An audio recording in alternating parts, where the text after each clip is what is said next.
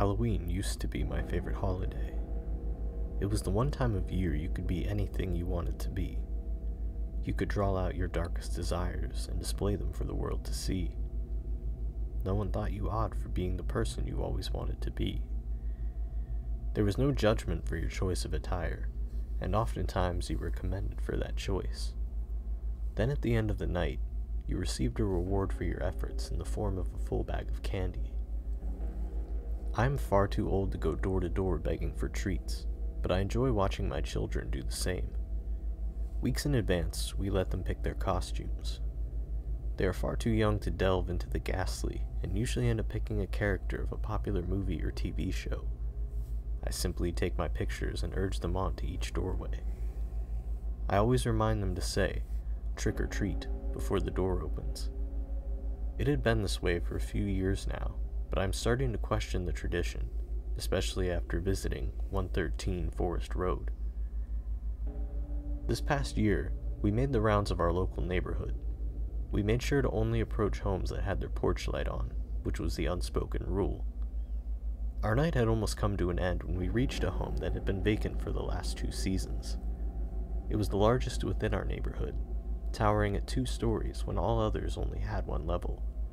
It was a large brick Victorian monstrosity that may have once been beautiful, but the landscape had long needed work. It was the house most kids made stories about, and when we saw the dim glow of that yellow bulb, I was unsure of letting my children approach. My oldest begged to ring the doorbell, and my youngest simply wanted more candy. I was outnumbered, and relented at their pleas. My wife sat within the idling vehicle, while I followed close behind. The 2 made their way up the steps, and I waited at the bottom. Like always, I reminded them of what to say. My oldest son held his brother's hand and pressed the lighted button. Ringing, much like church bells, echoed from within the house for a moment before returning to silence. After a few seconds, they turned to me with questioning looks. I had noticed a moving truck parked outside the home earlier in the month, and knew someone must live there, but I had not seen them. There was no car in the driveway, and I did not see any lights on inside. I started to think that they were simply gone and left the light on in case it was dark by the time they returned. I waved to my children to come back to the car and told them we would just head home. The look of disappointment on their faces told me they were not ready to end the night just yet. Their faces lit up as the door creaked to life and a voice beckoned them to wait. "Trick or treat!" they both screamed with excitement. A feeling rolled in me like thunder, and a signal of danger rang in my head. Something was not right.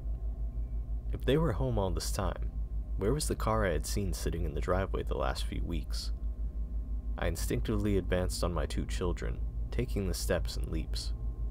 A feeling inside told me they should not go toward that voice, and I called for them to stop as they turned toward the door. "I choose both." The voice seemed strained, like that of a lifetime smoker. 2 ragged hands shot from the parted pathway and drew both of my little boys inside. Their screams echoed in my head. My adrenaline shot me forward, but my body slammed against the closing door. I pounded repeatedly, screaming obscenities of every nature. My body shook violently as my world became a spiral of despair. The whole scene drew the attention of my wife, and soon she was right behind me. In an effort to find the entry, I took a step back, lifted my right foot, and dropped it full force into the hardwood. The doorframe shattered, allowing the barrier to fly freely into the darkness. I cried out in terror for my little boys as I rushed through each room. My entire reason for living had been snatched up in an instant, and I had been too late to stop it. When the house had been searched completely with no results, my wife phoned the authorities through wails of agony. We both held each other until sirens lit up our tiny neighborhood.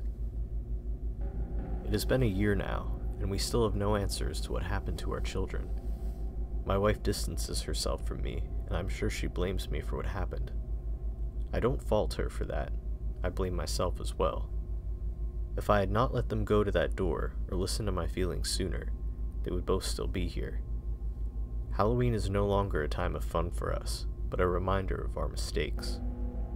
I don't even leave my house on that night, and even the sight of a pumpkin makes tears stream down my face. The drive home from work is especially hard, witnessing the houses that decorate for the occasion. I am almost in a panic before I close myself within the safety of my home. Please, if you read this, don't let your kids visit 113 Forest Road on Halloween.